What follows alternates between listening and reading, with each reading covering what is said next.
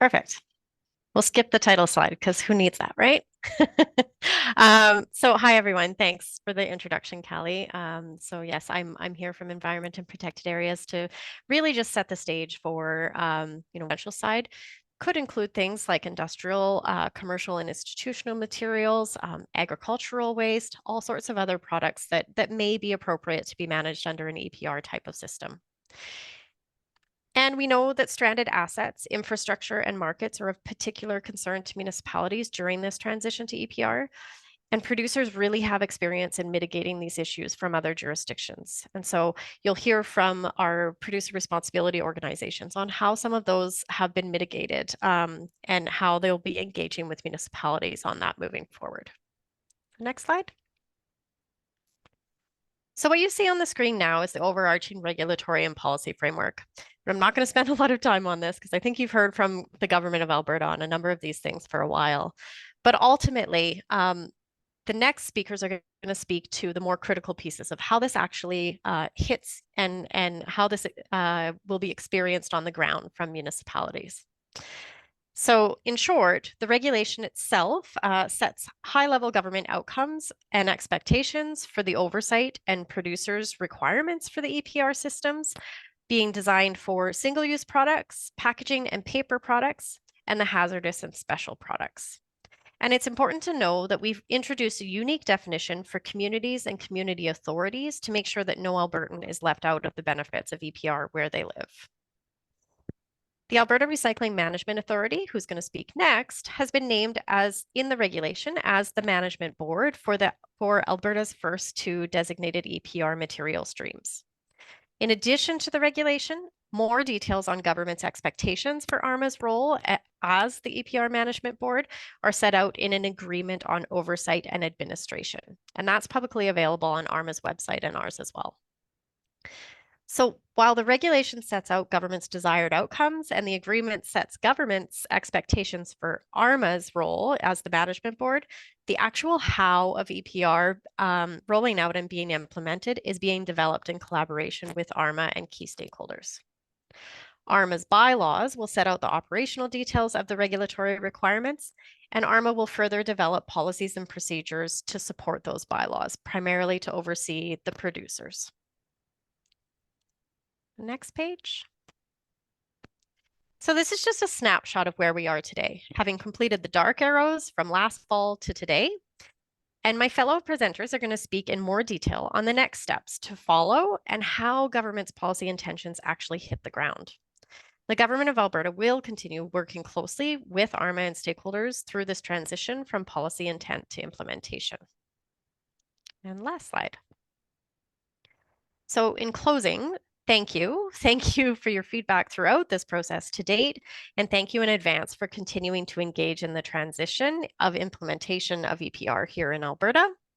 Working together, we do know that we can create more consistent and resilient provincial recycling systems for Albertans that support both the environmental and economic goals. And if you do have any questions from the Government of Alberta and Environment and Protected Areas, don't hesitate to reach out to the email address on the screen. You can also scan that QR code and it will take you to our website where you'll find more information on EPR, including fact sheets, and those will continue to be updated and added to as more information becomes available or as queries drive us to update the information to match what people are most interested in learning more about. So thanks. I'll pass off to Arma.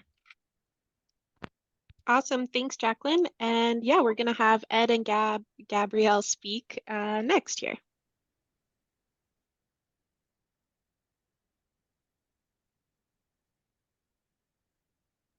And you two may be muted.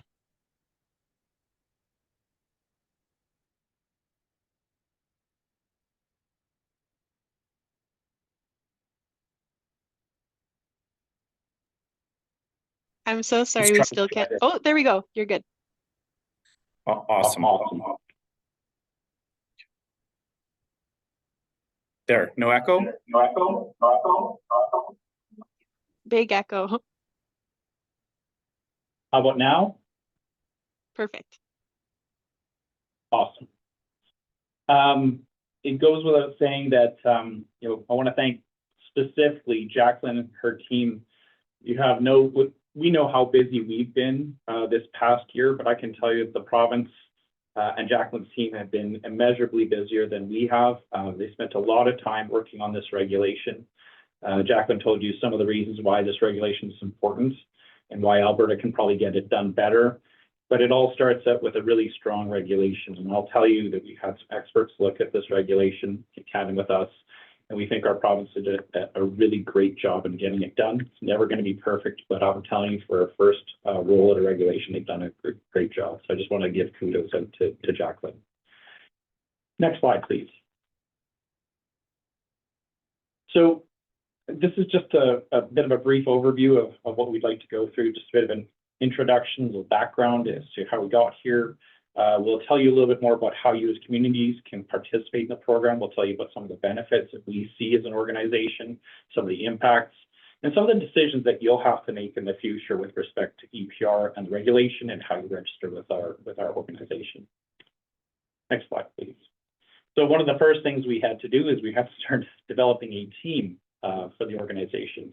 The stewardship programs that you know really can't support directly this EPR regulation for various different reasons, but we're happy to announce we've got Gabrielle Betts. She's here today with me. She's been a fabulous find, and she's brought on a few new staff, which have been immeasurably stalwart as they start to develop some of the bylaws and the policies that we're bringing forward. So this is the small but mighty team that we call our EPR team. Next slide, please. So EPR is a new regulation in Alberta and focused on shifting the responsibility of recycling from local governments and yourselves, taxpayers, to the producers of the recycling material that gets created. The model shifts and holds producers responsible for the products they generate. An EPR approach also recognizes that producers are probably the best positioned to influence product design, to make strides towards a circular economy, to maximize the value of these resources, and they are resources. Next slide, please. As we work to stand up EPR oversight, our body, in support of Alberta's EPR regulatory framework, we're considering the approaches that were taken in BC and Ontario and other jurisdictions to help make an Alberta-made solution that works for all the nuances and needs of our communities, industries, and recycling landscape. We remain committed to consulting and working with a broad range of producers, producer responsibility organizations, communities, facilities that process materials. We're confident we'll create a system that works with a smooth and achievable EPR implementation process. Our goal is to minimize the amount of red tape, and we're spending a great amount of time making sure that that the process is easy for us to be able to create good process. We want these processes to work well and ensure we maximize its benefits, like opportunities for innovation, enhancing recycling, increasing percentage collected across the province, and building Alberta's circular economy. Next slide, please.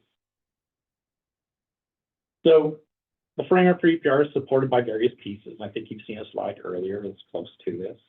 But the EPR regulation is enacted underneath the EPA, or Environment and Protected Enhancement Act, broadly establishing government's intent and objectives for EPR systems, and enables ARMA, our organization, to create the bylaws that govern the various aspects of the system. The agreement on oversight, which has been signed between EPA and ARMA, further sets out those rules of government direction and expectations of my organization as a regulator for PPP and HSP under the EPR bylaw. Regulation. The bylaws, our initial version, which was developed by EPA, and I got to tell you, it took a long time to get to the point where we both understood and agreed with what those bylaws look like, outline key elements to the system necessary for implementation, and we'll focus the presentation today on some of those bylaws. Lastly, the policies and procedures have to follow once those bylaws are complete. They will give further detail to support operations. Next slide, please.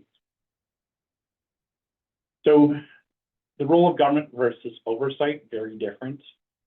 It's even different from our ARMA stewardship program. Some of you are well aware of how our programs work. And it's really important for us to be able to distinguish the role of government versus the role of ARMA. As you can see by the slide, we are different.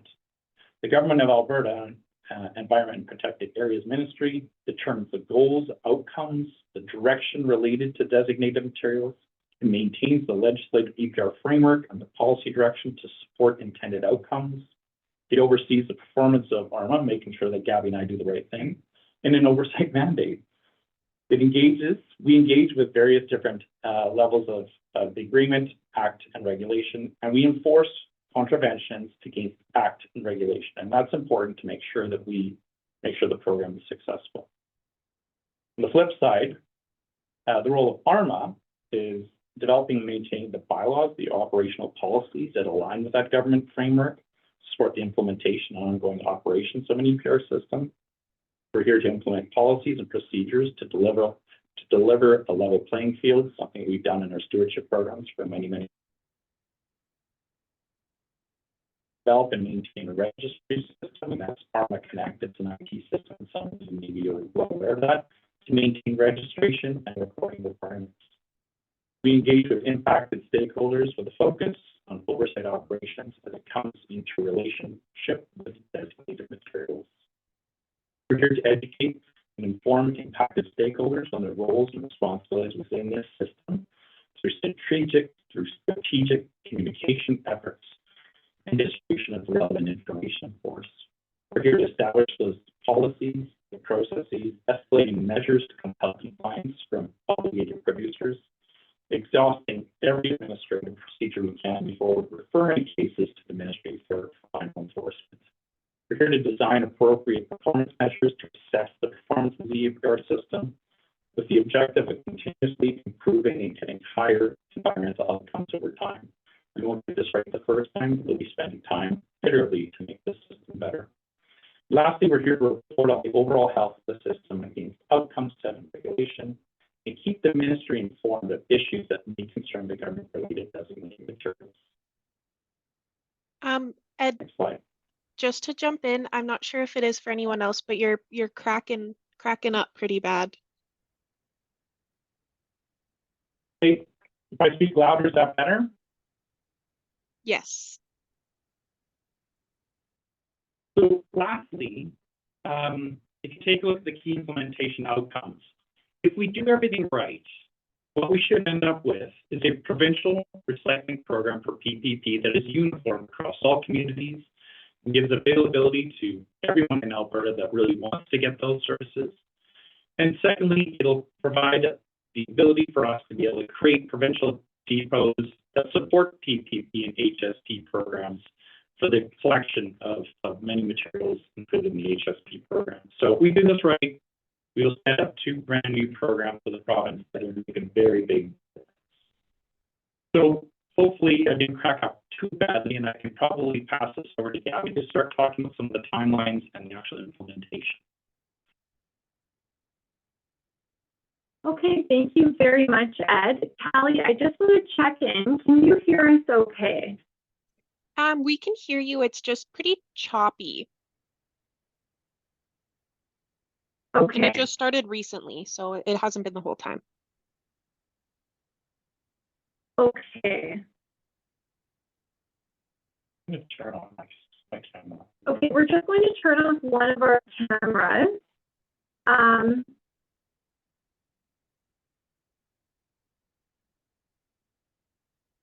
Okay, does that sound a little bit better? No. Okay. Sorry. Okay, just give us a moment here. I'm just going to unplug and use my computer. Okay. Thanks, folks. Thank you.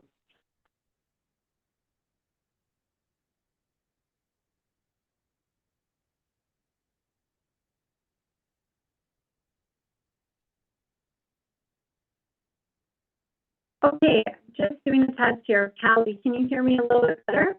It's just as choppy still. Okay, I'll come over and use your.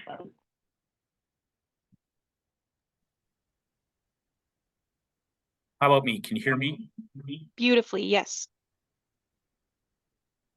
Awesome. Oh.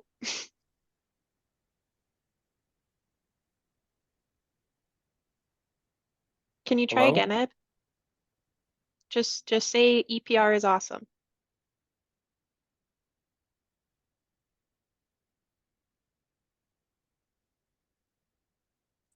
EPR is awesome. We're getting an echo. I'm so sorry. EPR is awesome. It's a bit better. Let me just hang that up. We'll just use a laptop. How about now? Lovely. All right, awesome. So I'll just put on my speaker here. Sorry Thank about you. that. No, we're good. I'm going to have Gabby move over to my laptop. Perfect.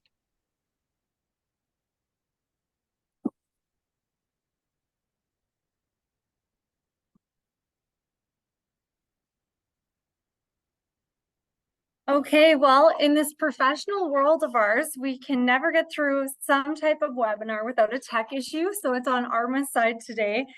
Sorry, folks, and thanks so much for your patience. And thank you, Ed, for kicking off the presentation. So as both Jacqueline and Ed mentioned, the EPR regulation came into effect November 30th, 2022, and named Arma as oversight for PPP and HSP. EPA and ARMA formed a working group to collaborate on transition work, establishing a terms of reference, an oversight agreement, and bylaw development. At the same time, ARMA has also been aligning to operationalize the system through key activities, which include developing adaptations to our stewardship portal system to support EPR registry, securing resources, and as Ed mentioned, we've been recruiting a small team of EPR professionals here at ARMA, as well as including a loan that we require to begin business in the EPR world, and policy development, communications planning, as well as other operational functions. Next slide, please, Kelly. So since early August, ARMA has supported EPA in the development of the external stakeholder group that provided really fantastic feedback on the bylaws through the eBag Bylaw Advisory Group. And so we really appreciated having the opportunity to hear from a variety of stakeholders and took that feedback into consideration as we completed the bylaws. On September 7th, the bylaws were given over from the Government of Alberta to ARMA. And at that point, we had an opportunity to have our legal counsel review them and infuse a lot of that feedback that we heard from those sessions, which we really, really appreciated. If we go to the next slide.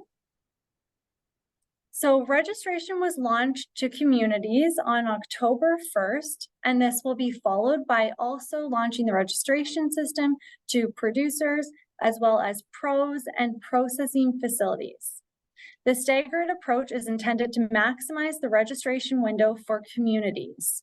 So we wanted to make sure that we provided the very best support to Alberta communities. We have a lot of diversity in terms of what these communities look like across the province, and recognizing that, we wanted to make sure that we could have touch points with any communities that wanted to reach out to our EPR team, and that's worked really well, and we've really appreciated getting to know more about the communities across Alberta over the last couple of weeks.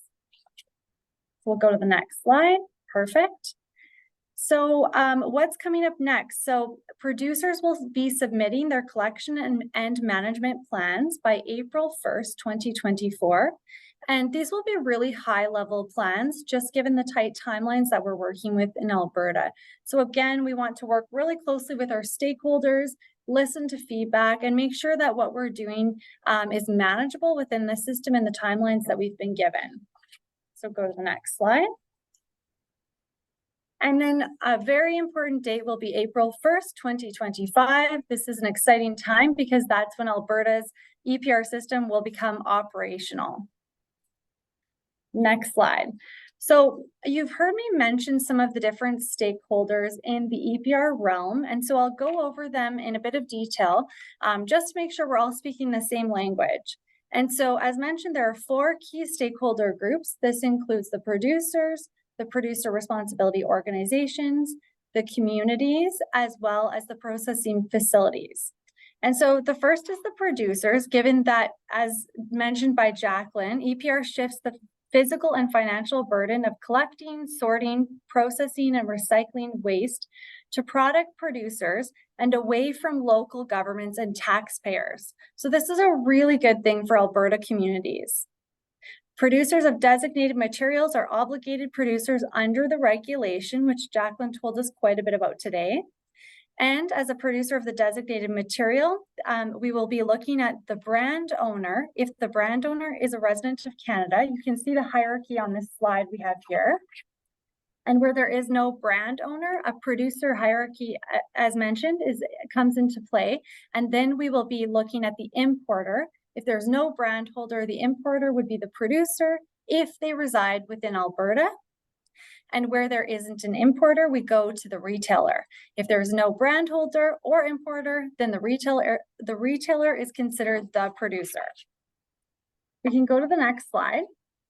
So I'm joined here by a couple of colleagues in the industry who are from the producer responsibility organization realm. So they, of course, will tell you more about the type of work that they do. But a producer responsibility organization is an organization appointed by a producer to act as an agent on behalf of them. And so Richard and Alan will tell you more about that in their presentations. So we will go to the next slide and I'll tell you more about communities, which I know will be of great interest to this group. So a community is a city, town, summer village, municipal district, specialized municipality, or improvement district within the meaning of the Municipal Government Act or the MGA. A special area within the meaning of the Special Areas Act, a settlement defined in the Métis Settlement Act, or an Indian reserve as defined in the MGA. The intent is really to identify where services will need to be provided within our diverse Alberta communities. Communities will be asked to provide information on how services are provided today. So for example, does the community have municipally owned collection or contracted collection? Would be an important question and information for us to know. ARMA's role is to support communities as much as possible.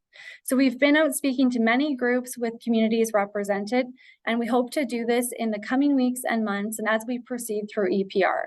So if there's an opportunity to come out and talk to your community or to a group that you think would like to talk to us about EPR, to learn more or to have their questions answered, then please reach out after the presentation and we'll be happy to organize something. The next slide is about processing facilities. So processing facilities receive designated materials for recycling, downcycling, treatment, or disposal, or they can also be exporters of designated materials outside of Alberta. And the next slide. So one of the things that we wanted to tell you about is the community EPR journey to give you an idea of what to expect once you enter into the registration process. So starting early October, so on October 1st, communities were able to pre-register in ARMA Connect to show their interest in learning more about the EPR system. From that point, they will gather information needed to complete their registration. And communities have until December 31st, 2023 to finish gathering information to the very best of their ability with support from the ARMA EPR team as needed. And I really want to emphasize this. There is an Excel spreadsheet that communities will fill in and then upload to complete their registration. It asks for a variety of information, most of which should be fairly simple to complete. But if any communities have issues in completing this information or questions or encounter any barriers, please do reach out to the EPR team here at ARMA. We're really happy to connect, answer any questions, and take a look at the form with you. So please, if you're having any difficulties, just reach out and we're happy to have a chat with you. And once a community has registered, they work with a pro to establish a plan that is beneficial for the community.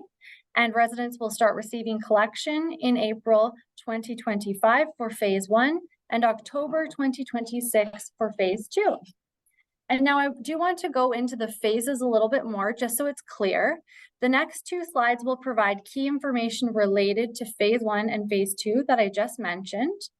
As you can see on this slide, phase 1 of the EPR system includes communities that register by December 31st, 2023, and have existing recycling services as of November 30th, 2022. It also includes the opportunity to pre-register. So as mentioned, our registration system opened on October 2nd. So pre-registration can be any time between now and full registration needs to occur by December 31st, 2023. And the EPR system will be operational by April 1st, 2025 for phase 1. So now we can go to the next slide. Phase 2 of the EPR system includes communities that register after December 31st, 2023, even though they had existing recycling collection services as of November 30th, 2022, as well as communities that did not have recycling collection services as of November 30th, 2022. And so just the same, pre-registration began on October 2nd, 2023, and in phase 2, EPR will become operational on October 1st, 2026. And so you can see from these two slides that there's great benefit for communities in registering before December 31st, 2023, because then EPR will be operational within your community on April 1st, 2025, instead of October 1st, 2026. We can go to the next slide. So going a little bit further into the benefits so that we're all on the same page and have a good understanding about what this means for our communities within Alberta. If you have recycling service today, the cost will be shifted to producers once the system is operational for your community. This should ultimately reduce the utility or tax levy cost to operate the program today. If you do not have existing recycling service, then EPR will bring that benefit to your community. By introducing source separation of recyclable materials, this should also divert the material that is being placed in the waste stream today, which should reduce your processing costs. So this slide does a good job of showcasing some of the benefits that your community will receive when you sign up for EPR in Alberta. And we can go to the next slide. So in terms of next steps, as mentioned, our registration system opened on October 2nd, and I'm really happy to report we've had quite a number of communities pre-register and even fully register as of today, so that's fantastic.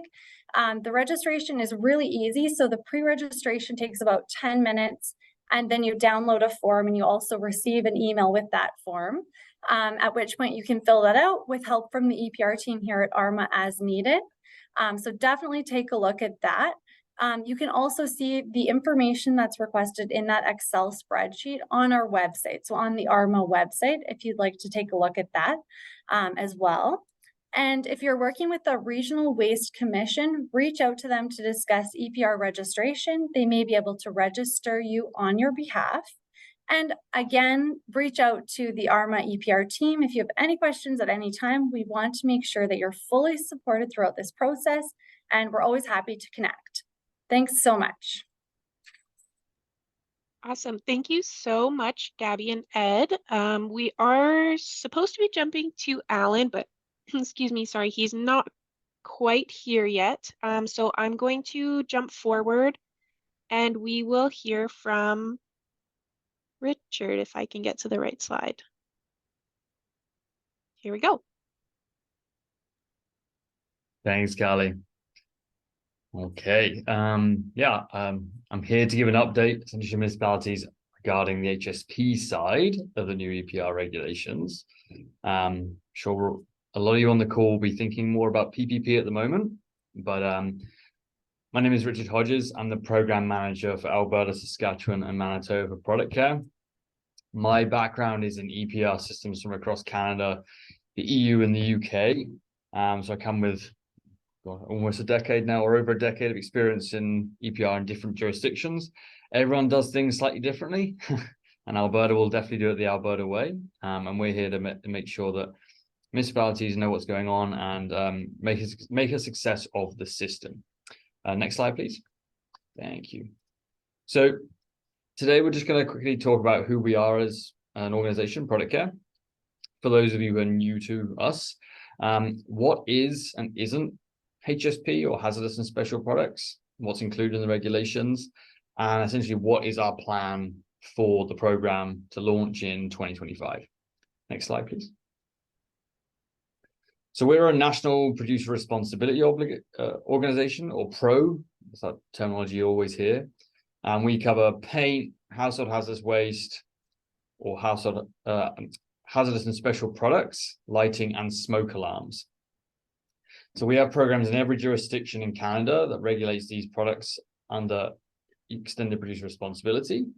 And we provide a national solution to our producers, allowing them to comply with the relevant EPR regulations and provide a safe disposal option for those products for residents and consumers across all the provinces where they're regulated. And we come with almost 30 years of experience in building those successful programs. We shall be celebrating our 30th anniversary in 2024. Just stay on this slide. Sorry, Kelly. So we began in 1994. This is sort of a history of product care in all of our programs. We had the first EPR program in North America, was in BC, in the paint program. And then followed a few years later by the HHW program in BC. So we've been setting up these programs for quite some time. As you can see, since then, we've expanded the range of products that we manage. It now includes everything from paint, HHW or HSP, alarms and lighting. And we also provide management services for several organizations across Canada and the US for mattresses, thermostats, and appliances. In recent years, I've rolled out a new program in Saskatchewan for HHW, a lighting program in Ontario, and in 2025, drum roll please, will be the new Alberta HSP program.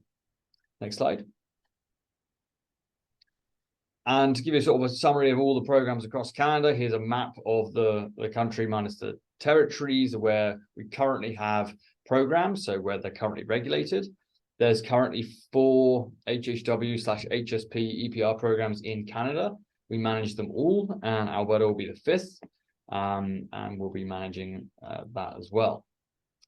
Okay, next slide. Okay, so I mentioned at the beginning of our my discussion, a lot of you may be thinking about PPP. It's probably the bigger side of what your residents will want to hear about, but the HSP side is important as well, and there are some key differences between HSP and PPP. Not only are the products different, we go from HSP has consumable products, you use them all up. PPP, non-consumable. HSP is hazardous, so have to be transported in different ways, stored in different ways. PPP is non-hazardous. Traditionally, HSP is captured through depots and events, whereas PPP tends to be captured by a curbside and also sometimes depots. That means there are different regulatory requirements, different accessibility requirements, different material management requirements, and also different timelines and just a different model for how we set these systems up and go. So I suppose banging the drum of just saying that HSP is different to PPP, and when you have questions around PPP, the answers you get from Circular Materials and Alan might be different to the answers that we provide for HSP, and that's because the systems need to be different based on the product. Next slide, please. So obviously for a number of years, Jacqueline mentioned that municipalities have been running some of these services for a number of years. We have, or there has been in Alberta, a HHW program. So the current HHW programs are administered by ARMA, provided by municipalities to residents. And the new HSP EPR system will cover a proportion of what is currently collected under the current HHW system. It won't cover everything because some of the products that ARMA HHW program collects aren't included in the regulation, but it will cover most things. And to give you an example, if you go to the next slide, Kelly.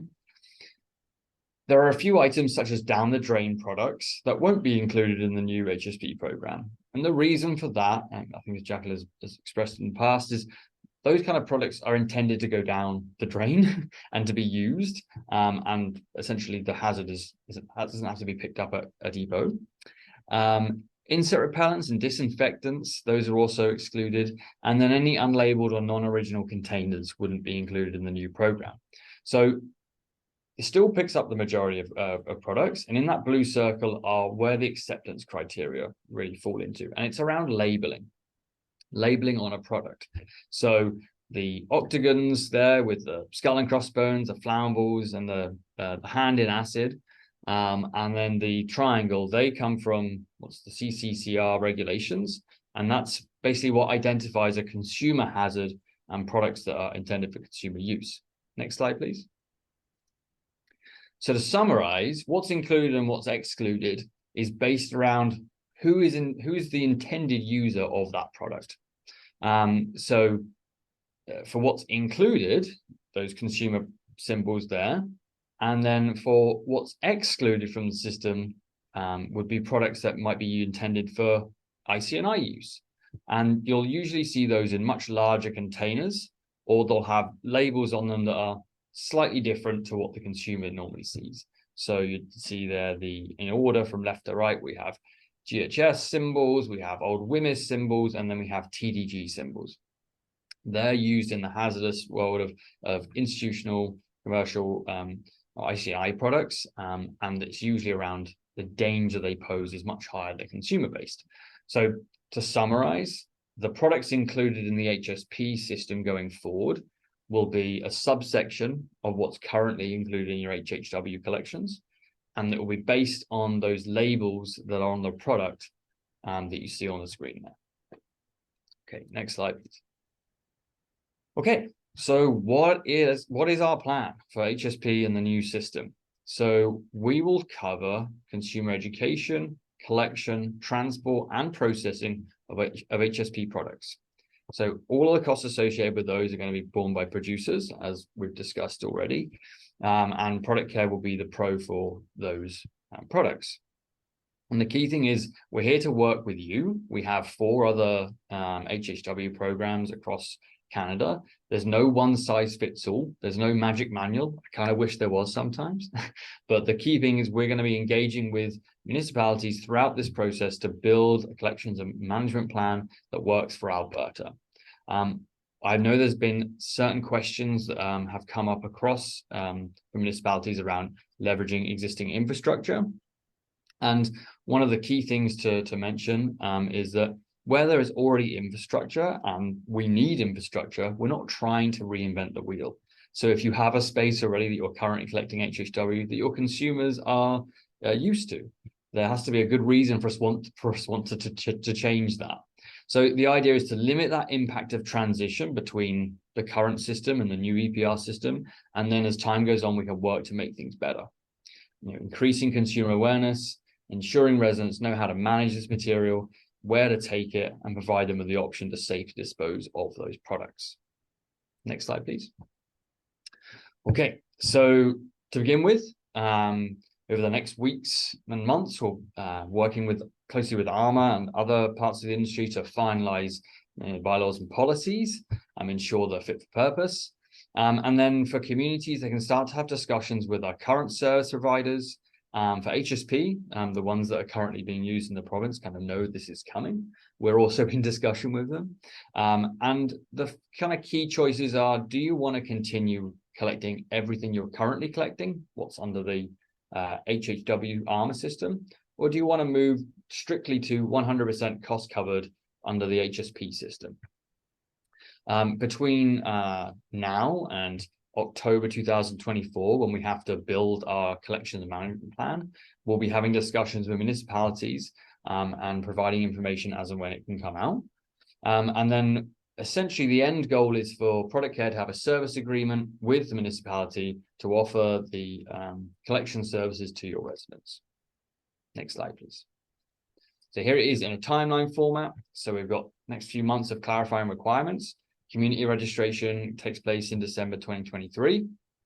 And then we've got that time to build out the collections and management plan and educate consumers and prepare for the program launch between October 24 and April 2025.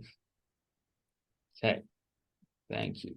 And here's a nice slide of all of our faces. So we are a team here at Product Care. There's across Canada, I think there's almost 60 of us. And the people working on the Alberta brief, some of you may have met Manny before. He's our VP of operations.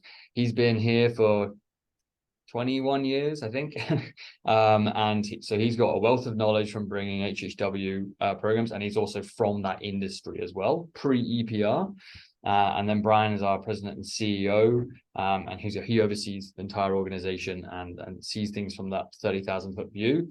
I'm more in the weeds of stuff. So if you've got questions about how's this going to work, what's going to happen to my existing infrastructure, how's communications going to handle, I'm probably the best person to chat to.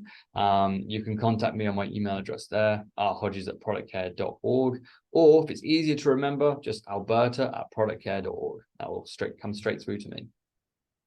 And that's the end of my slides. Thanks, guys. Awesome. Thank you, Richard. Just to be cognizant of time, I just wanted to open up the floor for any questions specific to product care recycling and to Richard.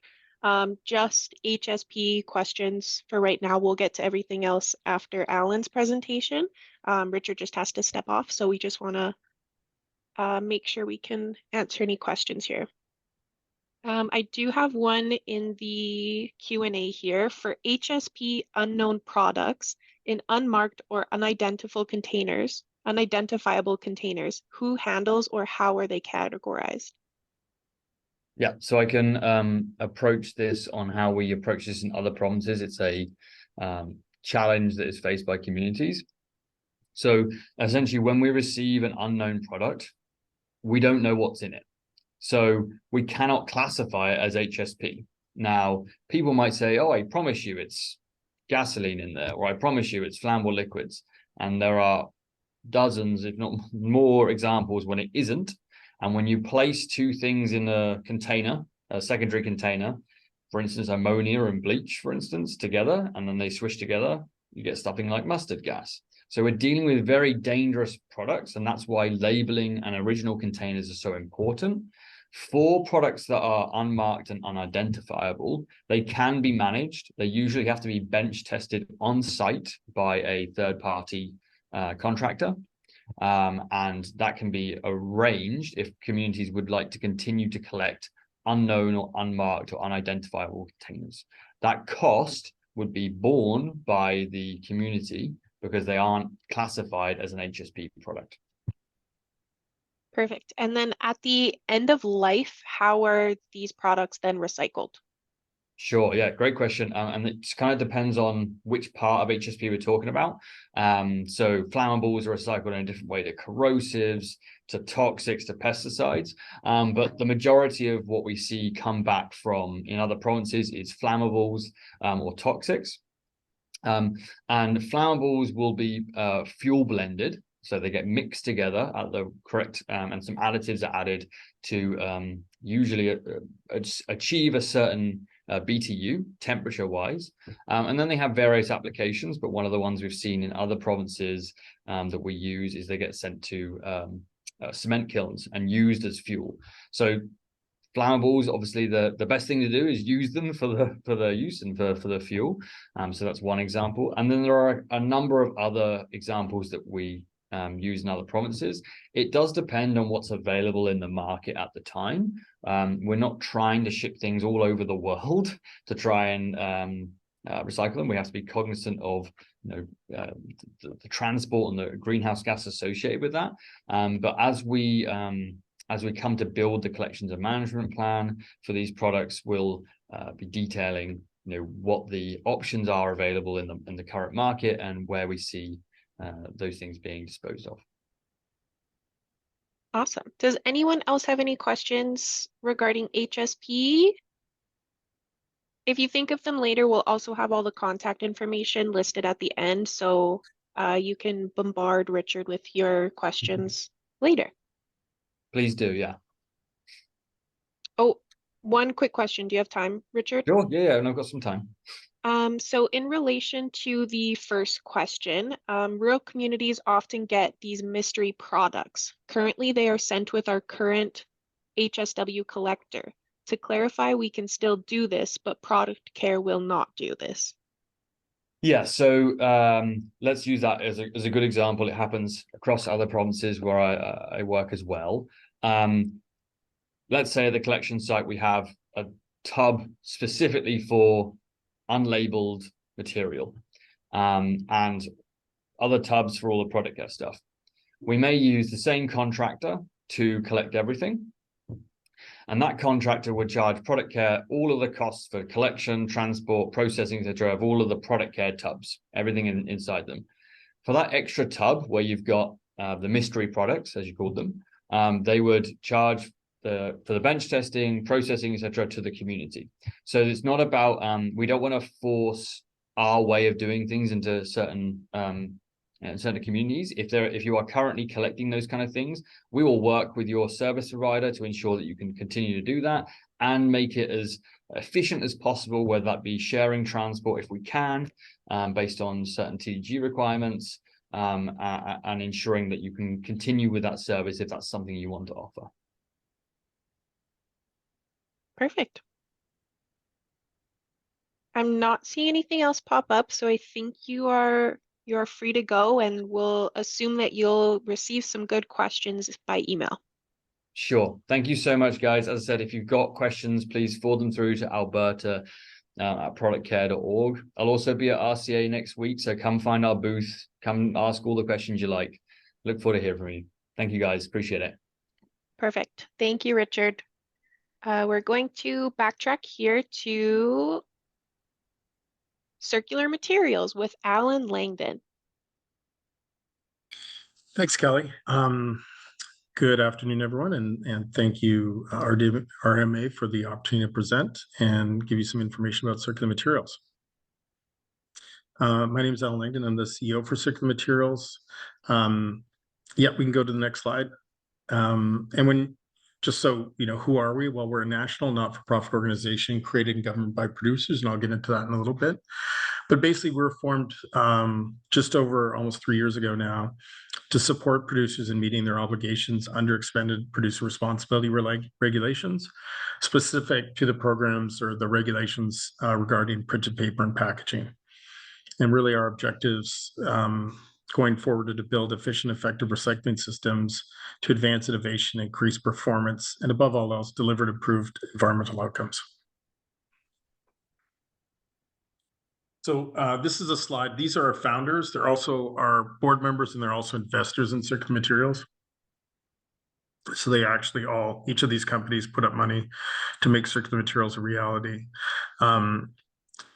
3 years ago, we were facing the context of impending regulation in Ontario, and these companies wanted to make sure that there was an organization that was able to meet the requirements of the regulation, both in Ontario and other jurisdictions on behalf of producers.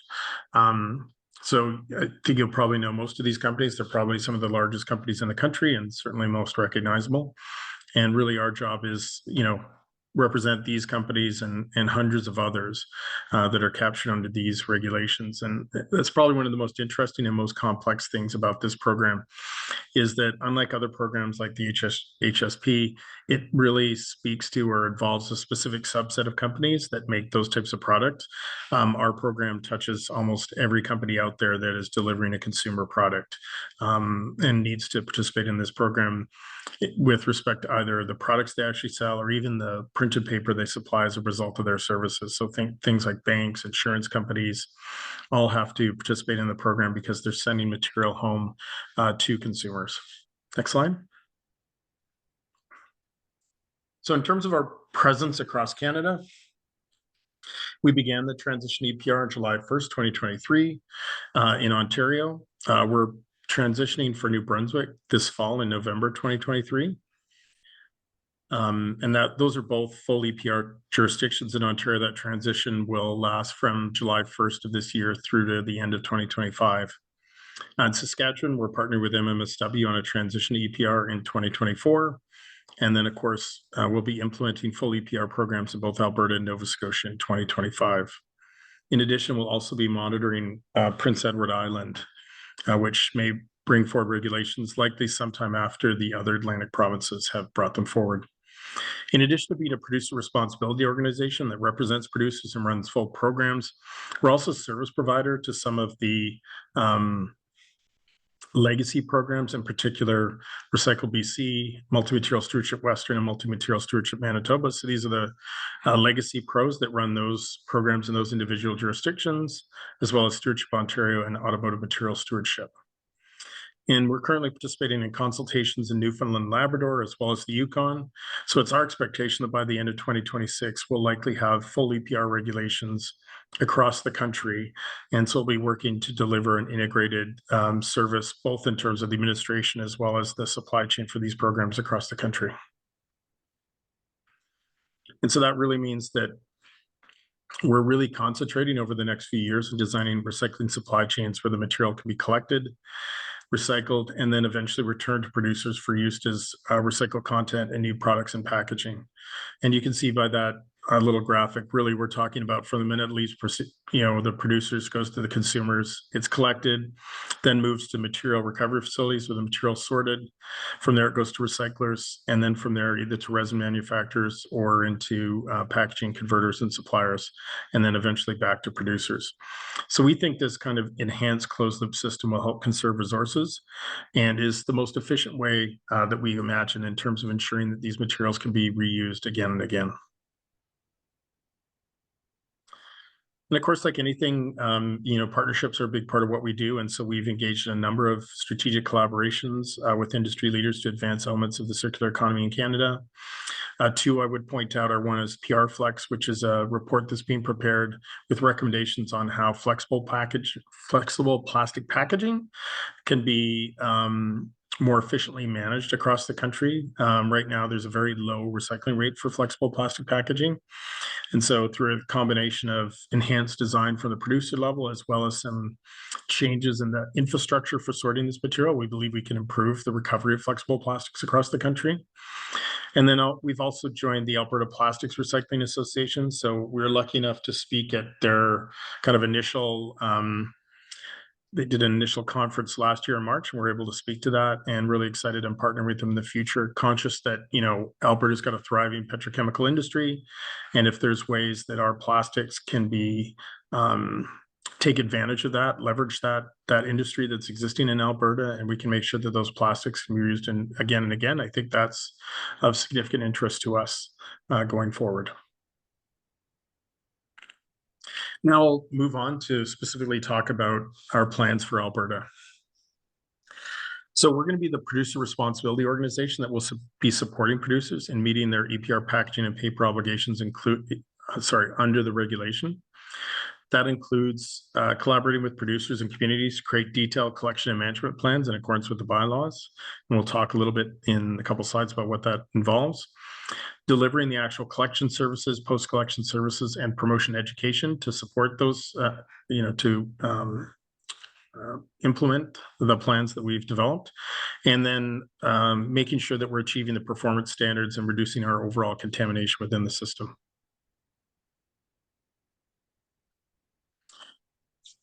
And this is a brief timeline in terms of our next steps. So the ARMA bylaws, were finalized and released on October 2nd, and the registration process is open for producers on October 16th, and pre-registration is already open for communities. We're going to begin consultations for collection and management plans this fall and into 2024. And working through organizations like RMA, unis, and others, as well as direct engagement with municipalities that are transitioning in 2025 to better understand their operations and be able to support the transition of operations, promotion, and as well promotion, education, planning.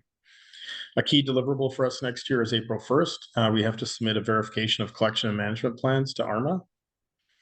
And then on April 1st, 2025, we move forward with the implementation of phase 1, where we have to ensure that EPR systems for PPP are operational in registered communities that had existing service as of November 30th, 2022.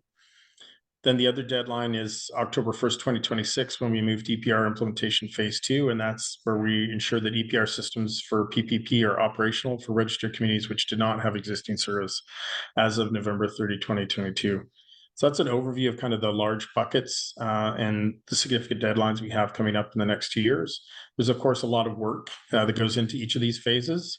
And in particular, post April 1st, we'll have a lot of work with municipalities as we work through the contract process for those communities that want to remain in the delivery of service, which is absolutely an option under this regulation. We'll need to work through the details of how those contracts work and what it means in terms of being a part of a producer responsibility system that may be different than what's previously happened under the current regime, where municipalities operate the systems individually themselves. So in terms of the verification and collection management plans, on behalf of our producers, we'll submit those verification to ARM on April 1st, 2024, not 2025. The verification plans will demonstrate the producer has agreements or a work plan in place to meet its obligations to collect and manage PPP under the EPR regulation. So I wouldn't expect that we'll have reached contracts or reached contractual agreements by then, but we'll have to demonstrate that, you know, we have a work plan in place to meet those obligations, and at least a high level what those agreements might look like. And this is, you know, just from the bylaws itself, you know, what will the verification include, or what the things that need to be addressed? So confirmation that registered communities are going to be serviced through a common collection system, description of how designated material will be collected in that system, a description of how the common collection system will adhere to the common collection system standards set in the regulation or set in the bylaws, description of how collected material will be processed to meet the management material requirements identified in section 19, and then evidence that the producer has agreements or work plan with key milestones to establish agreements to fulfill its obligations, including but not limited to undertakings and commitments identified in the regulation, agreements with service providers to collect the material with household collection, agreements with service providers to collect the material from residents with depot collection, agreements with registered processing facilities to manage collected material, and a plan for P&E, which includes consideration of the appropriate method for providing promotion education material to residential dwellings serviced under the common collection system standards. So for the collection and post-collection agreements, those are obviously very detailed agreements, and there'll need to be lots of lead time where we can work through communities to ensure that we get those agreements right. And in our experience in other jurisdictions, there's almost always specific issues within each community. So no one community delivers PPP the same as another community, and there's always slight differences. So, you know, we will have a standard agreement that we'll move forward with that we hope will address almost all of the potential issues or things that we need to think through when operating a PPP program. But we're also conscious that there will be slight differences in how each community approaches this collection. And so we may need to make slight adjustments to account for some of these individual differences within each community. And this is, you know, I think important. I get asked, you know, what's going to happen to this material. So this is just a reminder that there are material management requirements by designated material type. So there are targets within the regulation that we need to meet. And these are the regulation targets. So for paper products, you know, 80% from 2027 to 2029, and then it shifts to 90% from 2030 to 2023. You see rigid plastic 50 from 2027 to 29, 60 from 2030 to 2032, and then 65% by 2033. Flexible plastics, probably the most aggressive target out there. 25% by 2027, 40% by 2030, and then 47.5% by 2033. Just to give you an idea, to meet that 47.5% target, we'd probably need to collect almost 85% of the available flexible plastics out in the marketplace. So I can't emphasize what a huge challenge it's going to be to make that target. Metal, you'll see the targets go from 67 to eventually 79 in 2023, and then glass starting at 75, going up to 80% in 2030, and then 82.5% in 2033. And of course, glass, particularly MRF glass, is a very challenging material. In my experience, a lot of the MRF glass often gets streamed into landfill and used as landfill cover.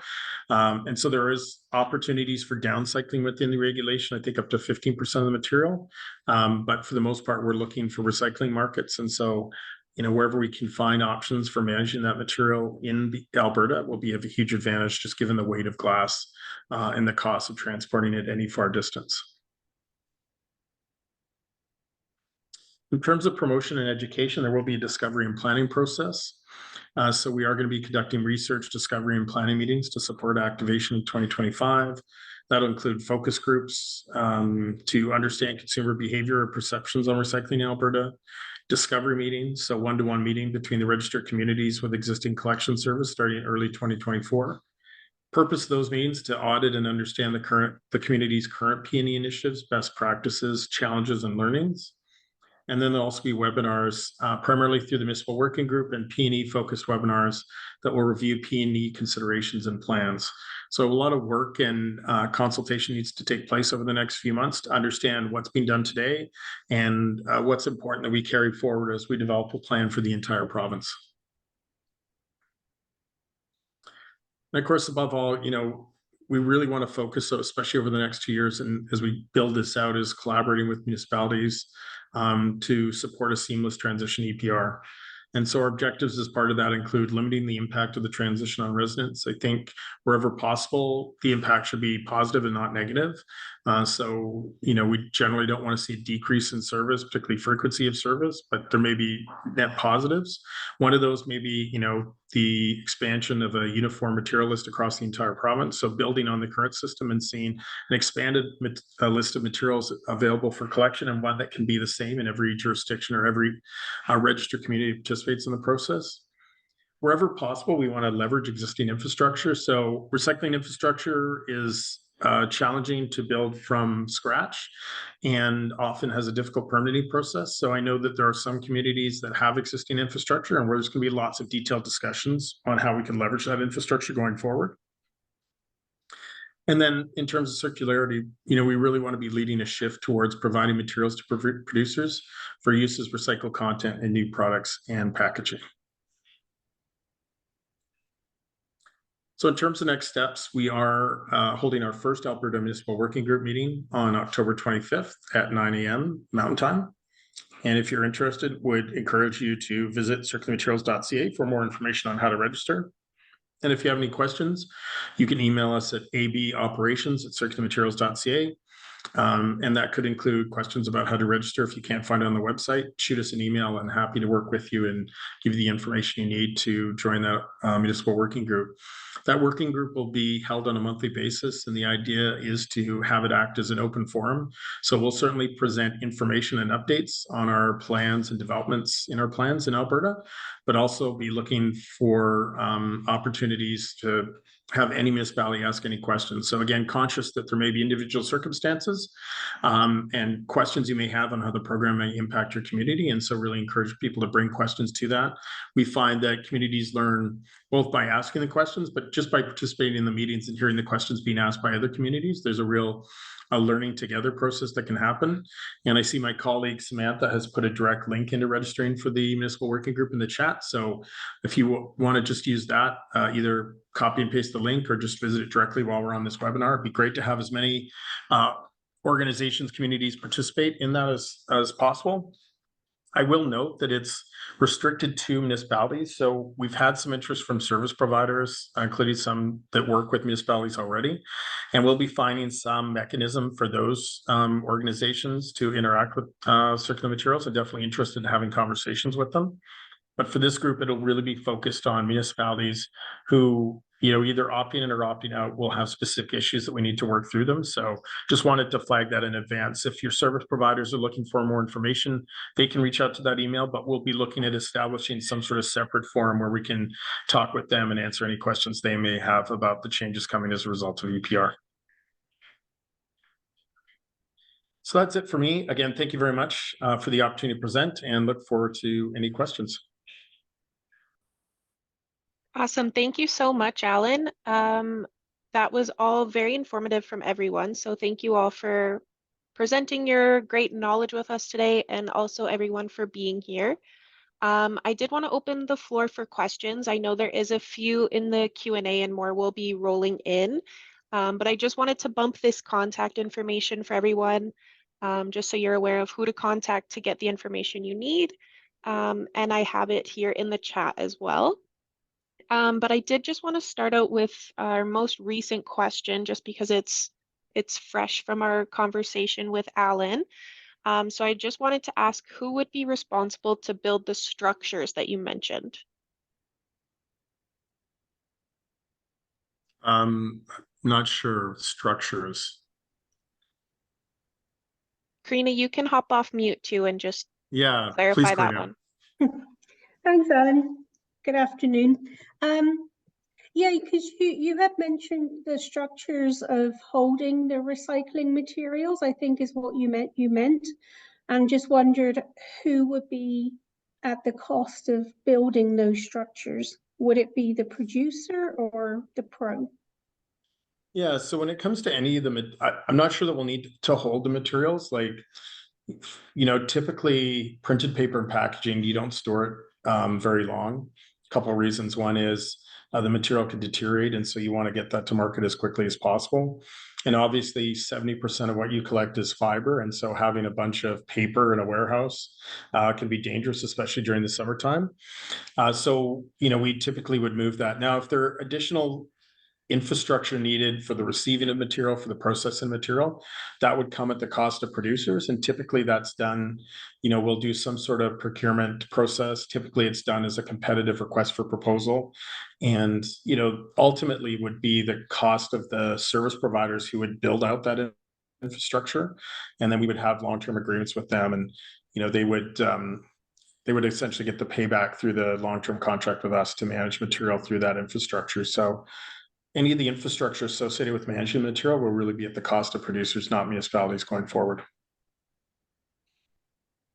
Thanks, Alan. Perfect. And our next question is kind of a double header here for Ed and Gabby with ARMA. So the first part of the question is who should register, whether that's the individual community, the regional landfill, or both, depending on what programs are currently being offered by the various entities. And the second part of that question is if they choose not to register, how will this affect them and their collection services if they have any? Sure, thank you so much. These are great questions. And so the community is typically the one who will register. And so they can go to our registry portal, ARMA Connect, and register. However, a community can choose to delegate that authority to a community authority, a waste services commission, or otherwise. So this is something that can be done, but again, it has to be delegated by the community so that that other authority can pre-register and or register on their behalf. Before we approve the registration over here at ARMA, a part of our vetting process is to touch base with the community if another entity has registered on their behalf to verify that this was their requested process, as well as to validate some of the information that might be in the Excel spreadsheet. And the second question was related to if a community does not register, what happens? So in that case, you have status quo within your community. So the community will continue as they have been. If they have curbside collection, that will continue. If they have depot service, that continues. So again, they will be missing out on an opportunity to have the producers covering the costs of the recycling services. And so it's a missed opportunity for that community. But really, if a community chooses to just keep the status quo, then that's what would happen in the community. It's a voluntary program. So, yeah. Perfect. And then just a confirmation on that one. So for a community to designate their commission to register for them, is that a request that needs to go to ARMA, or is it just a designation between the municipality and their commission? Great question. So that's a designation between the municipality and the other authority. This should be done in writing, and this will be verified by ARMA before the registration is complete on the ARMA end. Perfect. And how many communities have pre-registered at this time? That's a great and exciting question. So I think I mentioned this during the presentation. So we have 2 of the major municipalities within Alberta already registered, and they make up a significant portion of the province. And we also have a lot of rural communities signing up. One of the things that I hope you can do is keep an eye on social media as well as our website, because we're going to be celebrating this on our website and sharing information about the various rural communities as well as other communities that have already registered. And so please keep an eye out for that. And we look forward to sharing more as the weeks go by. Exciting, thank you. Next question for Alan. How would the glass be collected and recycled since it is a difficult material to handle? Yeah, it's a great question. I think part of the discovery process over the next few weeks and few months will be to assess how glass is currently being collected, which may differ from municipality to municipality. I'll be honest, when glass is collected commingled, one of the challenges is it breaks, and often the shards of glass can get embedded in the fiber or some of the rigid plastics or even flexible plastics. And that really inhibits your ability to recycle that material. But first step is we want to understand what are consumers used to today, what happens today, and then think through what changes need to be made and what would be the most efficient method to collecting that. In some jurisdictions, it's collected as a segregated stream at depots. In other jurisdictions, there's actually a separate box for glass collection, but that has impacts and implications for collection vehicles and collection systems. So there's some thinking and further analysis that needs to be done, but step one is getting a better understanding of what the lay of the land looks like from an Alberta perspective and how it's being collected currently.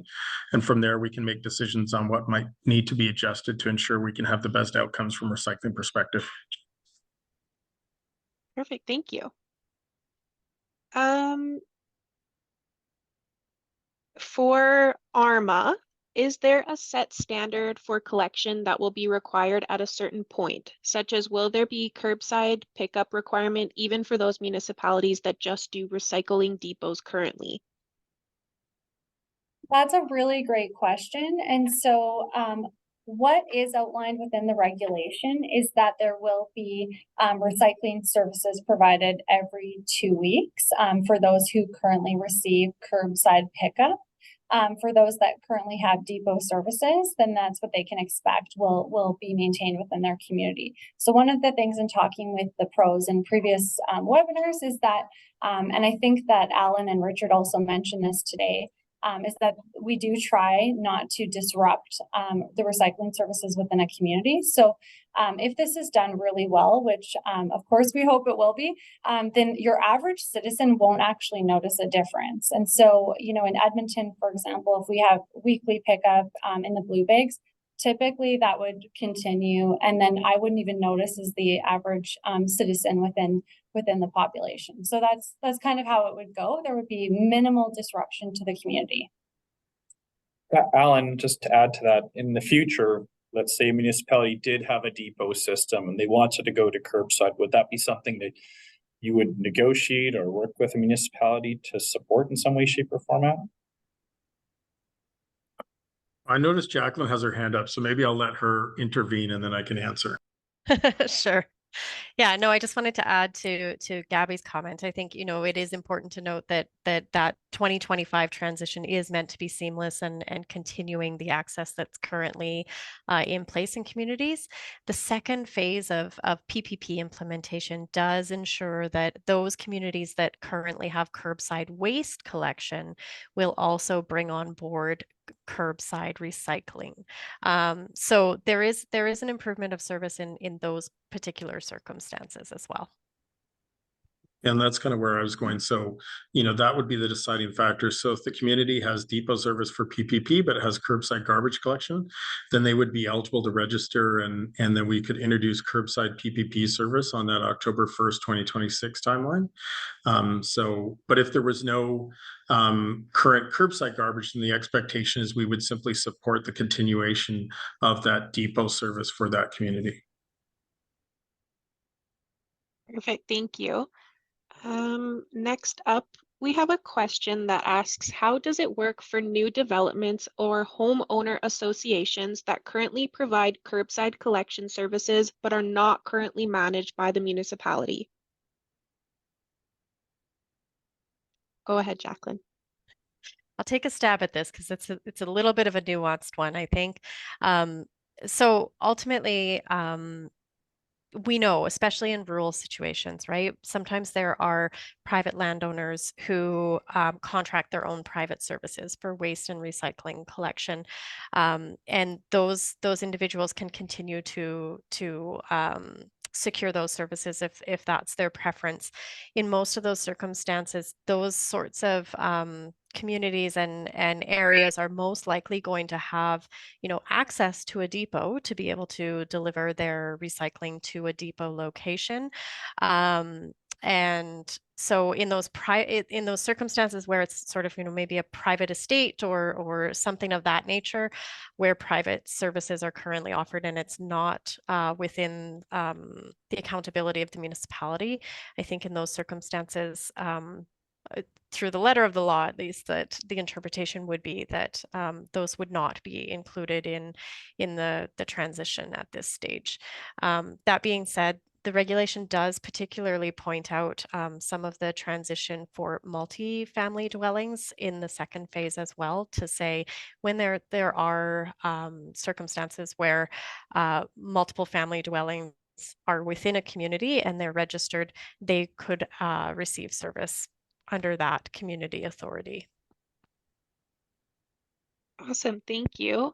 I know we're running out of time. Does anyone have to hop out right at 2:30, or can we answer a few more questions here? I have to go at 2:30, and maybe I just wanted to build on Jacqueline's answer. I think, Yeah. again, the deciding factor would be, do they have access to curbside municipal garbage? So if they do, then, and they wanted to transition, they could always, you know, I would gather petition municipality to have them, if the municipality was including, for them to also be transitioned over. But again, the kind of important deciding criteria would be whether they have access to municipal garbage curbside service. But happy to stay on for a couple minutes, and then so maybe 6 more minutes, and then I'll probably have to hop off. Perfect. I will ask a pro question then. So if a rural community has a collection site now, will the pro work with the municipality or waste management site to educate the residents or to bring efficiencies? Yeah, absolutely. And part of that will be through these one-to-one dialogues we're having to assess like what's happening today, what are the best practices, what should we carry over in terms of the province-wide promotion education we need to conduct. But you know, we want to be wherever possible leveraging existing structures. So if there's an existing location, that'd be our preference, to work with that community and have material continue to go there, and supplement or support the community in doing enhanced promotion education so that we can get the best quality material coming to that facility. Perfect. Excuse me, sorry. So the EPR system is meant to cover the costs or transfer the costs of recycling to those that register. How will the costs be transitioned away from municipalities' costs? Maybe I'll do you want to go, Jacqueline? I'm happy to. Do you want to maybe go provide ahead. the letter of the law, and then I'll No, talk no, about go the ahead. practical? Yeah, like really, so for any community, I guess there's two options: whether the community continues to provide the service or decides that it wants to opt out, in which case Circular Materials would provide that service directly and no cost to municipality. If the municipality wants to continue to provide that service, then we would reach a contractual agreement with them, and that agreement would pay them for providing the service. And it would, you know, outline, among other things, you know, what types of materials would be collected. So, you know, expect an expanded list, as well as that where that material needs to be taken. And, you know, again, if we're leveraging existing infrastructure, hopefully the material is going to continue to be dropped off at the same place it was before. But that's one of the important details we'll need to work out. But essentially, the cost of operating the system will transition to producers. And so we'd be paying municipalities to continue to collect that. And then we'd have our own direct arrangements with processing facilities to manage that material under our requirements and under our sorting standards and sorting efficiency rates. Jacqueline, did you want to jump in at all?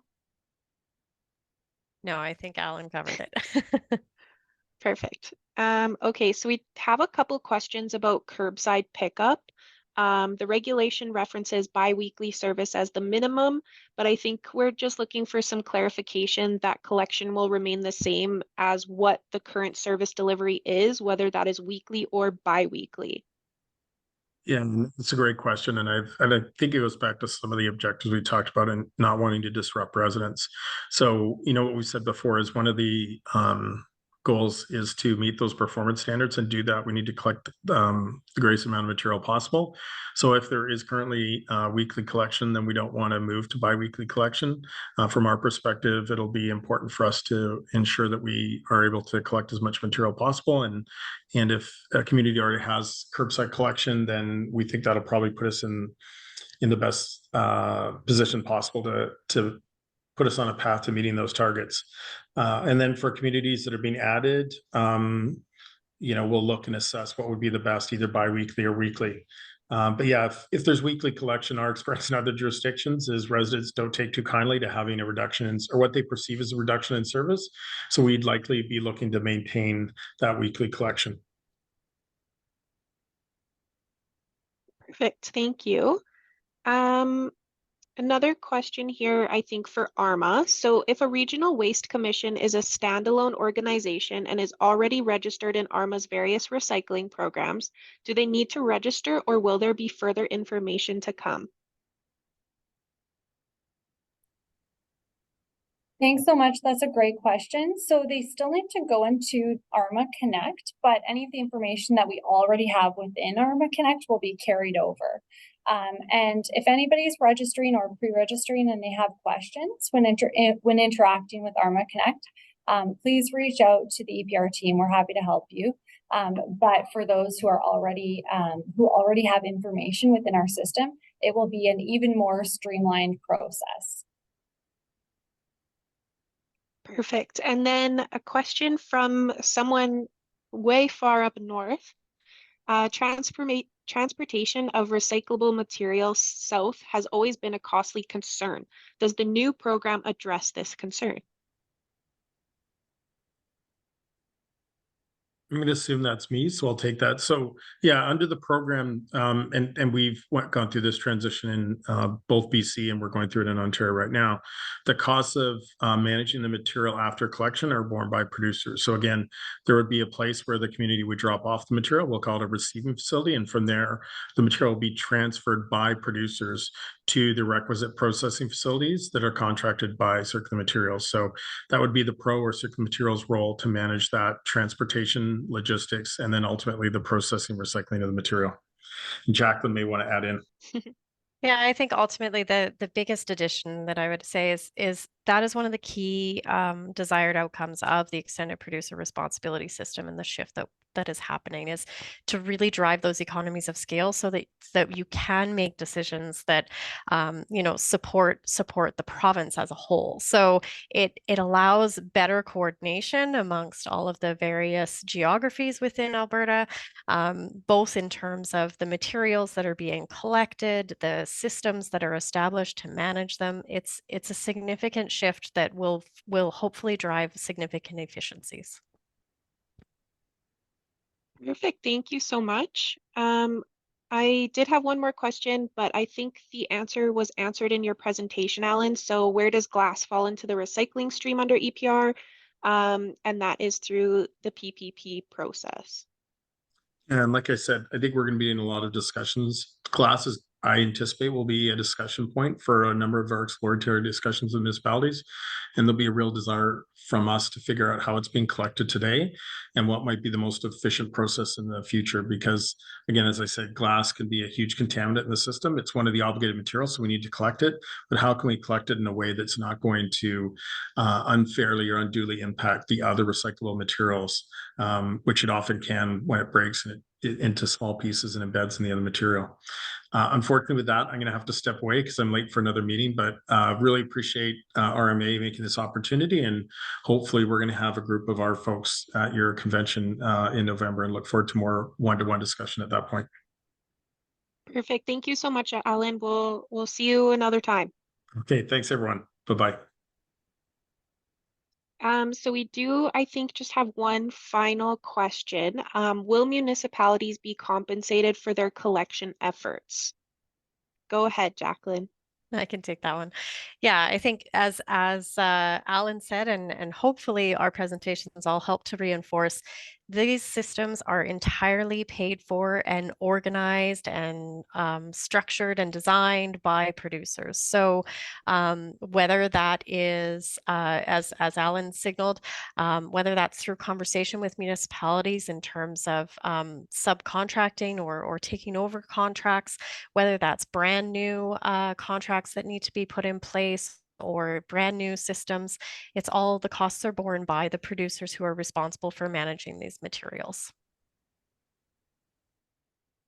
Perfect. And then I think a follow-up question to that is, what about the municipalities that collect and operate MRF and market themselves? Do they need to register? And what impact or benefits would that have to them? I'm not sure I understand the question, but if one of you guys do, that's great. I think this is about municipalities that are currently providing the full suite of the system. And so, yes, this is intended to replace that system. And so, as Alan said, you know, ultimately the producers are going to want to try and leverage the existing infrastructure and existing services that are in place, and they will have those conversations directly with each individual municipality to understand the circumstances of each individual municipality and community. So if this particular municipality who has a robust system, it sounds like that they run and operate right now, if they wish to continue operating that, paying for that, providing those services to their residents instead of producers, that is a choice that they have to make. But if they wish to have the producers take over that system, pay for that system, then yes, you would want to register.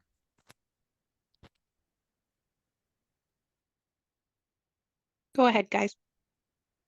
So community authorities can also not only register as a community, you can actually register your facilities as a recycling facility itself. So it really depends on the municipality and the decisions you make with that pro to understand whether or not you're going to continue to provide that service. So you would still have to register with ARMA in a slightly different capacity. So you could be registering as a community and you could be registering as a processing facility.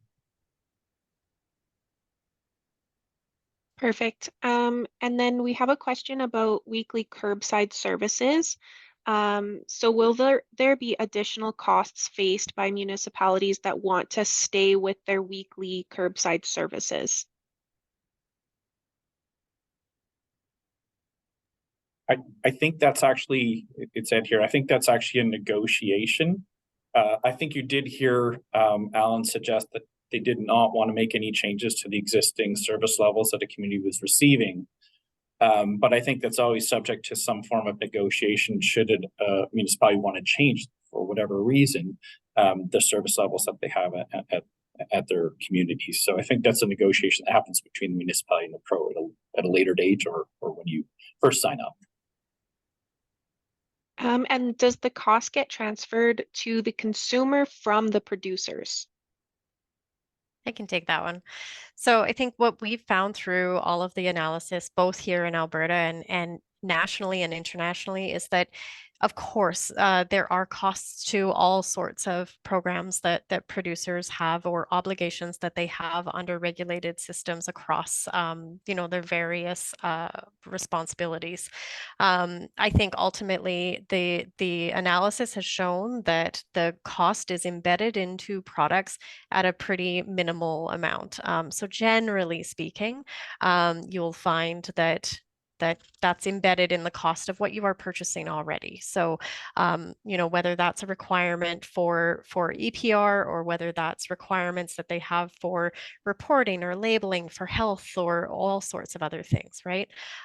Those are costs of doing business to those producers, and they set their prices according to their costs of doing business. That being said, under some of the materials, for instance, under the hazardous and special products, it is possible that you may see something like, a small eco fee or something of that nature. So the regulation does require that there's reporting of those additions if they are an added fee at the till, and that's how we'll monitor that to see what's happening in that space. But generally, no, those costs are pretty much embedded in the cost of doing business. Perfect, thank you. I think that answers all of our questions for today. So I just wanted to remind everyone still on the call that if you have further questions or you're curious about the process, the best thing that you can do besides spamming everyone's inboxes is pre-register for EPR through Arma Connect. And that can open up the floor for you to have these conversations specific to your municipality and give you all the information that you need to make the choice that works best for your municipality. So I'd encourage you all to sign up through Arma Connect. And yeah, thank you everyone for being here, for presenting, and for your great questions and great answers as a follow-up. And we look forward to further conversations in the future. Thanks, Callie. Thank you. Have a great day. Thanks, everyone. Bye.